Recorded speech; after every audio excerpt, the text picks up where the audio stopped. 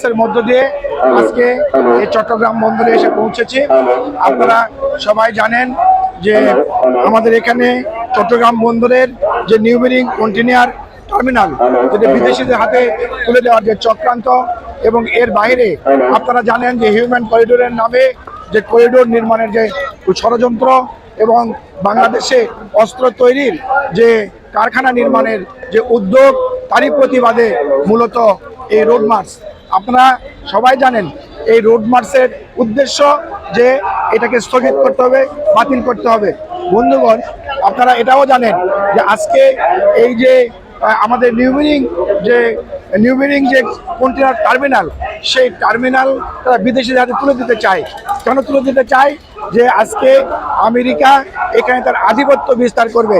আমরা বলেছি এই কন্টেইনার 2000 কোটি টাকা দিয়ে আমরা এই পোর্ট নির্মাণ করেছি, এবং এখানে 3,500 কোটি টাকা ব্যয় করে অত্যাধুনিক যন্ত্রপাতি দিয়ে সজ্জিত করে আমরা আজকে লাভজনক প্রতিষ্ঠানে পরিণত করেছি।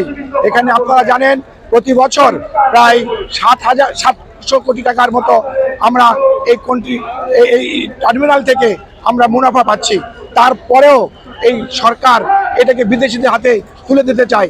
এই চক্রান্তকে প্রতিহত করার উদ্যোগ নিয়েই মূলত আজকে আমাদের এই রোড মার্চ। আমরা আশা করি সরকার তার সিদ্ধান্ত বাতিল করবে। যদি বাতিল না করে তাহলে আজকে এই কর্মসূচি থেকে বৃহত্তর কর্মসূচি ঘোষণা করা হবে। সেই কর্মসূচিতে বাংলাদেশের সমাজতান্ত্রিক দল বাসদের পক্ষ থেকে, বিশেষ করে আমি জয়নাল আবেদিন মুকুল, নওগাঁ জেলা বাসদের আহ্বায়ক, আমরা এই কর্মসূচিতে অংশগ্রহণ করেছি। নওগাঁ জেলা বাসদের পক্ষ থেকে আমরা সকল মানুষকে এই কর্মসূচিতে অংশগ্রহণ করে সরকারের যে ষড়যন্ত্রমূলক বিদেশিদের হাতে তুলে দেওয়ার যে উদ্যোগ, সেই উদ্যোগকে প্রতিহত করার জন্য অংশগ্রহণ করবেন সে আহ্বান জানিয়ে আমি আমার কথা শেষ। অভ্যর্থনা জানিয়েছেন, আমরা আপনাদেরকে ধন্যবাদ জানিয়ে বলতে চাই, এটা খেয়াল করবেন, আপনারা যে অঞ্চল দীর্ঘদিন ধরে চট্টগ্রামে বসবাস করছেন, এই অঞ্চলে সাম্রাজ্যবাদী আধিপত্যবাদী অপতৎপরতা যদি স্থায়ীভাবে আসন গেড়ে বসতে পারে তাহলে আমাদের সার্বভৌমত্ব বিনষ্ট হবে এবং সর্বপ্রথম ক্ষতিগ্রস্ত হবে এ অঞ্চলের জনপদ। রাখাইনে করিডোর দিলে সাম্রাজ্যবাদের যুদ্ধ মধ্যে আমাদেরকে নিয়ে যাওয়ার প্রচেষ্টা নেওয়া হবে।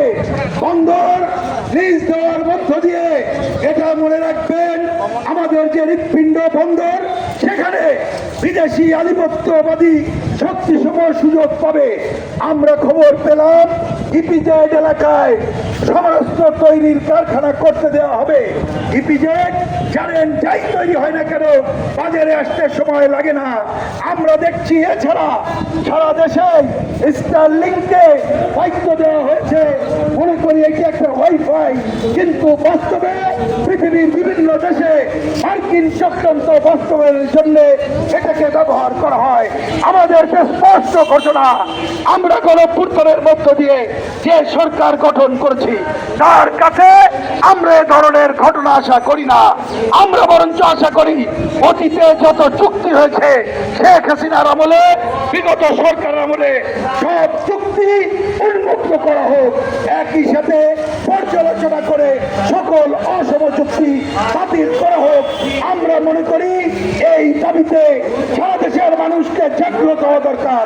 বিশেষ করে চট্টগ্রাম অঞ্চলের মানুষকে নিজেদের স্বার্থে, দেশের স্বার্থে জাগ্রত হওয়া দরকার। আপনারা আমরা সবাই মিলে দেশের সার্বভৌমত্ব রক্ষার সংগ্রামকে এগিয়ে নেব, সেই আহ্বান জানিয়ে আমরা রোড মার্চ শুরু করেছি।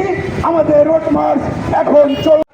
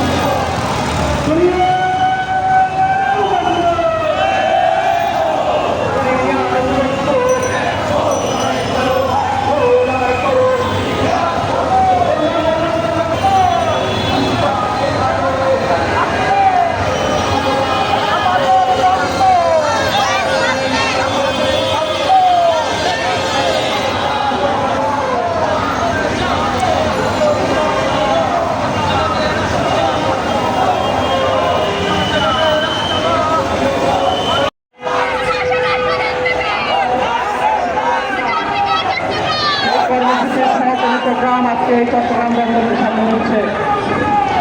বন্ধুরা, একটা অভ্যুত্থান পরবর্তী বাংলাদেশ, ১,৫০০ অধিক মানুষ জীবনদান, ২২,০০০-এর অধিক মানুষের আহত হওয়া, এর মধ্য দিয়ে বহু মানুষের রক্তক্ষরণের মধ্য দিয়ে আমরা একটা বাংলাদেশ পেয়েছি। কথা ছিল গণহত্যার বিচার করা হবে, কথা ছিল নিহতদের পরিবারের পুনর্বাসন করা হবে, আহতদের পুনর্বাসন এবং ক্ষতিপূরণ দেওয়া হবে। এই সরকারের ম্যান্ডেট ছিল গণহত্যার বিচার, গণতান্ত্রিক সংস্কার এবং নির্বাচন। অথচ আমরা দেখছি এই সরকার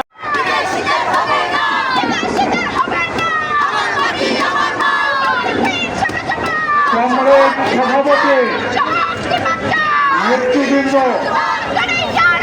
ঢাকা থেকে